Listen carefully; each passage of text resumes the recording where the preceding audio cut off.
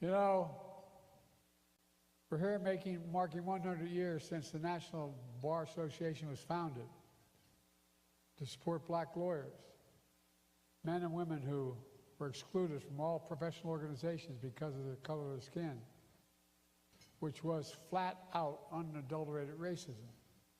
Much of it has changed since then, thanks to the work of the National Bar Association, and so many of you have fought to make this country live up to its highest ideals because you believe, like we do, in a simple truth, that the soul of the nation is worth fighting for.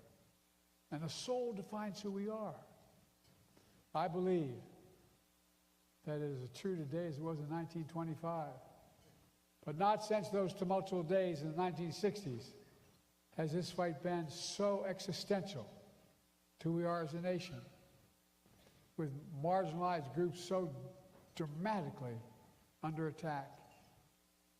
As a young man, long before I understood the civil rights movement in a political context, I understood it in a human context because of the friendships I made in the black community, being the only employee in the project, my home city of Wilmington, Delaware. I made friends who became like family. As I got older and more engaged, every Sunday I'd go to 7:30 Mass in my own church, and then I'd go to 10 a.m. Mass, church service at the AME church across town. In time, I left for law school. When I came back to Wilmington to start my career working for a prestigious law firm. That was June of 1968. And as you all remember, Dr. King was assassinated on April 4th of that same year. Riots erupted in Wilmington, Delaware, my state was segregated by law. Riots erupted, causing significant parts of our city to be literally burned to the ground. The governor kept Wilmington under National Guard occupation for 10 long months. The National Guard was on, and I mean this, if I remember, on every damn corner with drawn bayonet, on every city corner. And historically, it was the longest military operation of any U.S. city since the Civil War. Again, in my hometown, Wilmington, Delaware. When all this was happening, I didn't just see the hurt, I felt the pain because of my close friendships in the community. Like many of you in this room, it caused me to get even more involved in the fight of civil rights and basic democracy. So I decided to leave the prestigious law firm I'd been hired by.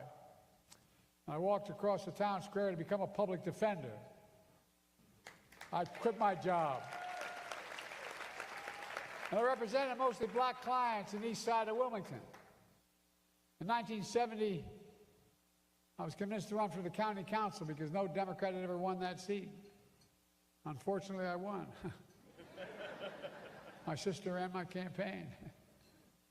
And the Republicans saw something I didn't see. I was elected in 70 for a 4-year term, and they reapportioned me to a 2-year term.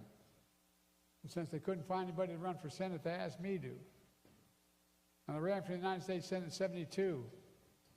And I championed legislation to protect civil rights and support marginalized communities.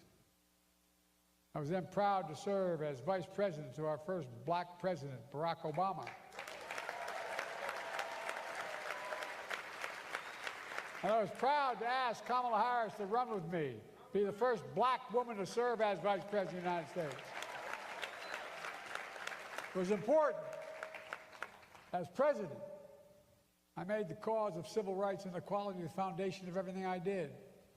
For example, I promised to have an administration that looked like America and appoint a bench that looked like America. And I kept my promise.